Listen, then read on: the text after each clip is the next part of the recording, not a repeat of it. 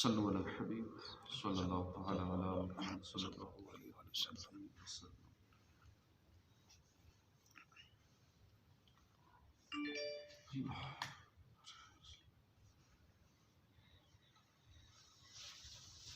ایک مرتبہ کا ذکر ہے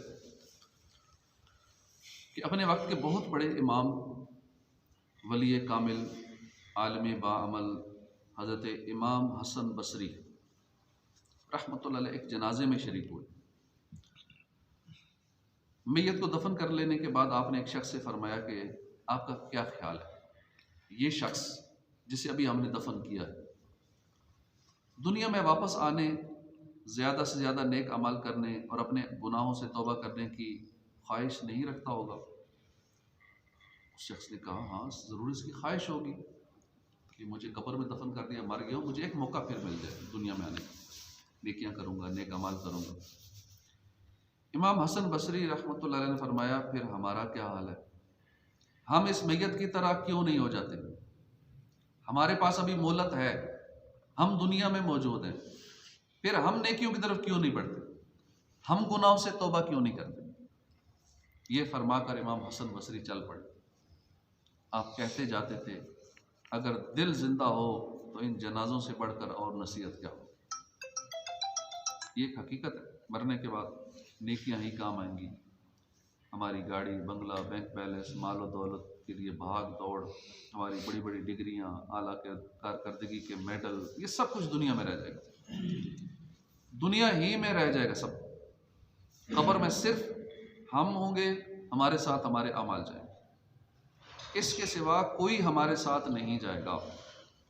حدیث پاک میں ہے میت کے ساتھ 3 چیزیں جاتی ہیں، 2 واپس لوٹ آتی ہیں، 1 ساتھ رہ جاتی ہے، اس کے اہل و عیال، اس کا مال اور اس کا عمل ساتھ جاتے ہیں۔ پھر مال اور اہل و عیال تو پلٹ آتے ہیں مگر عمل ساتھ ہی رہ جاتا ہے۔ ہائے وہ غافل، وہ کیا جگہ ہے جہاں 5 جاتے ہیں 4 پھرتے ہیں۔ یعنی کندھا جب چرپائی کو دیتے ہیں نا تو 4 وہ ہوتے ہیں جو کندھا دیا، وہ 5واں اوپر ہوتا ہے، واپس آتے ہیں 5 جاتے ہیں 4 پھرتے ہیں، ایک کو چھوڑ آتے ہیں 4 لوٹتے ہیں۔ روایت میں ہے کہ ایک دن اللہ کے آخری نبی محمد عربی صلی اللہ علیہ وسلم نے فرمایا تمہارے اہل و عیال، مال اور اعمال کی مثال اس شخص کی طرح ہے جس کے 3 محبوب دوست ہوں۔ جب اس کی موت کا وقت قریب آئے تو وہ اپنے 3 دوستوں کو بلائے اور ایک سے کہے تم میری حالت دیکھ رہے ہو، یہ بتاؤ تم میرے لیے کیا کر سکتے ہو؟ وہ جواب دے میں تمہارے لیے اتنا کر سکتا ہوں کہ فی الحال تمہاری تیمارداری کروں، تمہارے ساتھ رہ کر تمہاری ضروریات پوری کروں، پھر جب تمہارا انتقال ہو جائے تو تمہیں غسل دے کر کفن پہناؤں، لوگوں کے ساتھ مل کر تمہارا جنازہ اٹھاؤں، کبھی میں کندھا دوں، کبھی کوئی اور شخص، جب تمہیں دفن کر کے واپس آؤں تو جو کوئی تمہارے بارے میں پوچھے اس کے سامنے تمہاری بھلائی بیان کروں۔ یہ دوست اس کے اہل و عیال۔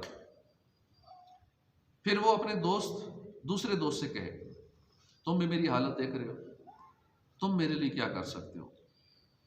تو وہ جواب میں کہے کہ میں اس وقت تک تمہارا ساتھ دوں گا جب تک تم زندہ ہو، جو ہی تم انتقال کر جاؤ گے تو ہمارے راستے جدا جدا ہو جائیں گے، کیونکہ تم قبر میں پہنچ جاؤ گے، میں یہی دنیا میں رہ جاؤں گا۔ یہ دوسرا دوست اس کا مال۔ پھر وہ شخص اپنے تیسرے دوست سے کہے یقیناً تم بھی میری حالت دیکھ رہے ہو اور تم نے میرے اہل و عیال اور مال کا جواب بھی سن لیا، بتاؤ تم میرے لیے کیا کر سکتے ہو؟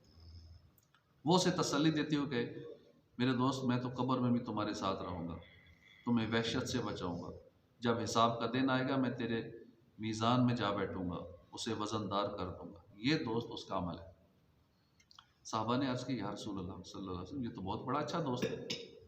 نبی پاک صلی اللہ علیہ وسلم نے فرمایا یہی حقیقت ہے، یہ ہمارے 3 دوست ہیں، یعنی آدمی اس دنیا میں زیادہ تر انہی 3 چیزوں کی فکر میں رہتا ہے، بلکہ زیادہ تر لوگوں کو اپنے مال کی اور اہل و عیال کی فکر زیادہ ہوتی ہے، اعمال کی کم لوگوں کا ہے۔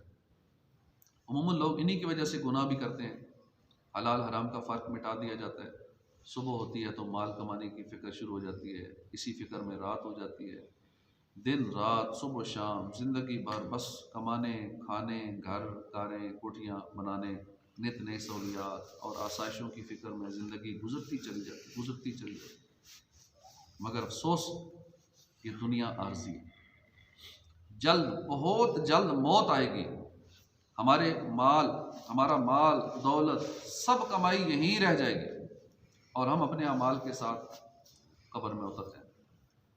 اللہ پاک قرآن کریم میں فرماتا ہے، اور جو اچھا کام کریں وہ اپنی ہی کے لیے تیاری کر رہے ہیں۔ اس آیت کے تحت علماء کرام فرماتے ہیں ہمارے اعمال ہماری قبر کا بستر ہے۔ قبر میں کوئی دنیاوی بستر نہیں ہے، وہاں کا بستر اور تکیہ ہمارے اعمال ہی ہیں، اچھے ہوں یا برے۔ حضرت یزید رقاشی رحمۃ اللہ علیہ فرماتے ہیں مجھے یہ بات پہنچی ہے کہ جب میت کو قبر میں رکھا جاتا ہے تو اس کے اعمال اسے گھیر لیتے ہیں، پھر اللہ پاک ان اعمال کو بولنے کی طاقت عطا فرماتا ہے۔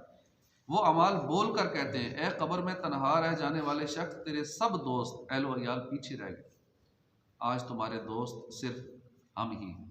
یہ کہہ کر حضرت یزید رقاشی رونے لگے اور فرمایا خوشخبری ہے اس کے لیے جس کا قبر کا ساتھی نیک ہو، اور ہلاکت ہے اس کے لیے جس کا قبر کا ساتھی اس کے لیے وبال بن جائے۔ یہ ہے اصل حقیقت۔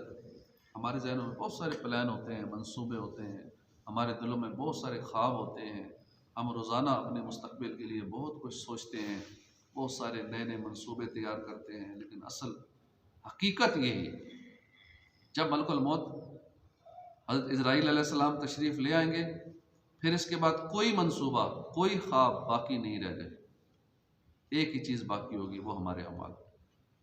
لہٰذا ہم نے اس دنیا میں آگے چل کر کیا کرنا ہے، اچھا گھر، اچھی گاڑی، اچھا کاروبار، یہ سب کچھ ہمارے مستقبل کی سوچ ہے، لیکن ہمارا عمل ہماری آج کی ذمہ داری ہے۔ ہم اپنے دنیاوی مستقبل تک پہنچ پاتے ہیں یا نہیں پہنچ پاتے اس کی کسی کو خبر نہیں ہے، لیکن یہ کنفرم ہے کہ قبر میں ضرور اتریں گے، اپنے اعمال ساتھ لے کر اتریں گے، یہ ہر مسلمان جانتا ہے۔ لہٰذا ضروری ہے کہ ہم آج اور ابھی سے اپنے اعمال کی فکر شروع کر دیں۔ ایک مرتبہ حضرت عثمان بن ابو عاص کسی جنازے کے ساتھ قبرستان تشریف لے گئے، آپ کے ساتھ ایک نوجوان بھی تھا، اس نوجوان پر کچھ غفلت طاری تھی، چنانچہ وہ قبر جو میت کے لیے تیار کی گئی تھی، حضرت عثمان بن ابو عاص نے اس قبر کی طرف اشارہ کر کے اس نوجوان کو فرمایا اپنے گھر میں جا کر دیکھو۔ نوجوان نے قبر میں جھانکا، آپ نے پوچھا کیا نظر آ رہا ہے؟ بولا ایک تنگ و تاریک گھر ہے جس میں نہ کھانا ہے، نہ پانی ہے، نہ اہل و عیال ہیں، جبکہ میرے اس دنیاوی گھر میں کھانا بھی ہے، پانی بھی ہے، اہل خانہ بھی ہے۔ حضرت عثمان نے فرمایا تو نے سچ کہا، خدا کی قسم اگر آج تم پلٹ کر اپنے دنیاوی گھر میں چلے بھی گئے تب بھی تمہیں ایک دن اس تنگ و تاریک گھر میں ضرور آنا ہے۔ لہٰذا بہتر یہی ہے اس گھر کے لیے ابھی سے تیاری کرو، اور یہ خیال ہرگز مت کیجیے کہ ابھی بہت وقت ہے، ابھی تو میں جوان ہوں، ابھی بڑھاپا آئے گا، یا ابھی تو عمر پڑی ہے، ابھی تو کہیں اس کی باری ہے، پھر بہت سارے معاملات ہیں، پھر جا کے موت کی باری آئے گی۔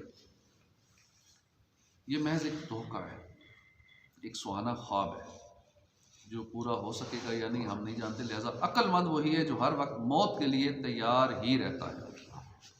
صحابی حضرت عبداللہ بن عمر فرماتے ہیں کہ اللہ پاک کے آخری نبی صلی اللہ علیہ وسلم نے ایک دن مجھے کندھے سے پکڑ کر فرمایا عبداللہ بن عمر دنیا میں ایسے رہو جیسے اجنبی ہو، یا ایسے جیسے مسافر ہو، اور اپنے آپ کو مردوں میں شمار کرو۔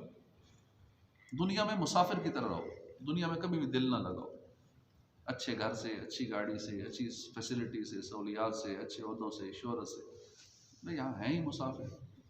سفر میں بندہ جاتا ہے تو تھوڑی دیر کے لیے مری رکا، کہیں اور آگے رکا، راستے میں تھوڑی دل لگاتے ہیں، ہوٹل جتنا اچھا ہو۔ عمرے پہ جاتے ہیں تو وہاں کتنے وی آئی پی ہوٹل، 5 اسٹار تو 7 اسٹار ہوٹل ہوتے ہیں، وہاں دل نہیں پتہ ہے عارضی طور پہ یہاں ہفتے کے لیے، 2 ہفتے کے لیے، 28 دن کے لیے، پھر واپسی ہو جائے، اس لیے وہاں دل نہیں لگاتا۔ ہمارے اصل ٹھکانہ قبر ہے، آخرت کی تیاری کرنی ہے، اللہ پاک توفیق عطا فرمائے۔ آمین بجاہ نبی الامین صلی اللہ تعالی علیہ وآلہ وسلم۔